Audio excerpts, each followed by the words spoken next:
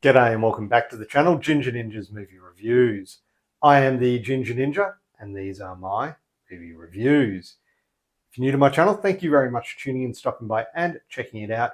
You're in luck today. We are looking at a movie called Unit 234, The Lockup, which came out in 2024. Now, this was provided to me by Walkden Entertainment, so thank you very much for providing me this film to review.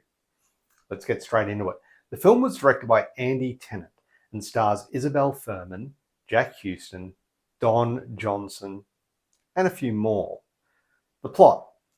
After a shocking discovery of an unconscious man in a locked unit, the lone employee of a remote storage facility must fight to survive the night against a ruthless gang dead set on retrieving their precious cargo at any cost. Cool. So, look, I knew nothing about this film going into it, and the director is not one that I've really been a fan of his movies. I mean, Sweet Home Alabama, Hitch, Fool's Gold, ain't really my jam. But I was willing to give this one a shot, based on the two cast members, Isabelle-Fuhrman and, you guessed it, Don Johnson. I mean, how could I not want to check this one out? Now, for anyone that's used a self-storage facility, you know they can be creepy and very maze-like, claustrophobic even. So it's a really good setting for a tense, heart-pounding thriller. So let's see if this one really locks us in.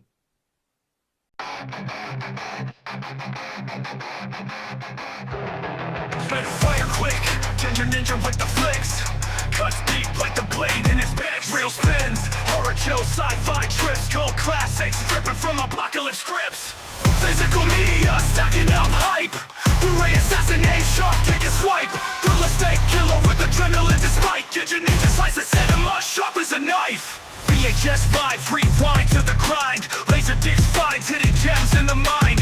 Thrills on the screen, a grindhouse combined. Refused hit heavy, steady, never blinds. A dojo fills the kata master. Scene after scene, break his speed, go faster.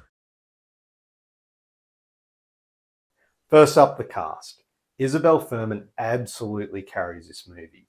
If you've seen her in Orphan or Orphan First Kill, you know she can bring some serious intensity. And Unit 234 is no different. She plays Laurie, stuck in a nightmarish situation during her overnight shift, and she gives the film its emotional weight. Don Johnson steps in as the leader of a ruthless organ trafficking gang, which is interesting because I just watched Death Warrant, and that had organ trafficking as well. So yeah. And look, he oozes menace with a calm, almost business-like demeanor. And that actually fits with his character really well.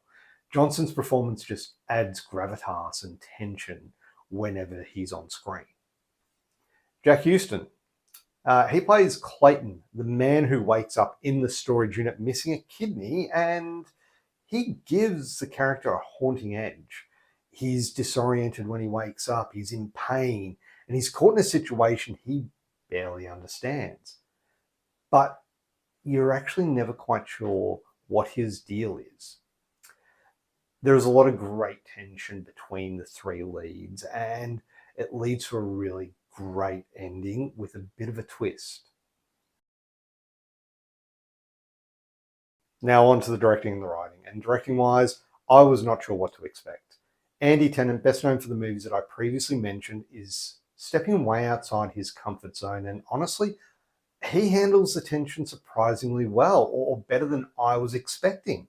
The whole film takes place in one location in one night, and Andy Tennant keeps the film tight, dark, and suspenseful. The screenplay, written by Derek Steiner, it sets up a very tense survival scenario that keeps moving at a very brisk pace. It delivers some very clever twists towards the end and holds your attention, but the script does occasionally lack depth in character development. And while it's functional and engaging, it sometimes feels too streamlined and could benefit from some more emotional complexity with those characters. Now we're up to the effects. And look, don't expect big explosions or flashy CGI. This is all about atmosphere, eerie lighting, echoing footsteps, flickering security cameras, and it leans into minimalism and it works. The minimalistic approach complements the setting. Like I mentioned previously, if you've ever used a self-storage locker, these places can be very creepy and quiet. Yeah. And look, it's that brings the atmosphere to this, and that's what does most of the heavy lifting in this film. While not effects heavy, the production value is solid and it supports the story effectively. Rewatchability. Look, at a brisk 86 minutes, this is a very easy film to watch, with a likable lead, a devilish villain, and stakes that feel real. But would I watch this film again? Yes, I would. It's a taut, fast-paced thriller that doesn't rely on anything over the top or flash. It keeps it grounded, and sometimes that's all you need. Final verdict. Unit 234 isn't going to change your life, but it is a tense, well-acted little thriller that's perfect for a late-night watch. Isabelle Fuhrman is excellent. Don Johnson is delightfully villainous, and the single location setup keeps things tight and focused. It's not perfect, but overall, it's one that's worth checking out. For a score, Unit 234, The Lockup, gets a 7 out of 10. And there you have it. That is my review of Unit 234. Again, thank you very much to Walkden Entertainment for providing me this film to review. I was very impressed by this one. I enjoyed it a lot, so thank you. If you haven't already, please do hit that thumbs up button. It'd be much appreciated. And of course, subscribe to the channel. And also check out Peter Walkden. I'll pop his YouTube and his Instagram handle down below to check out.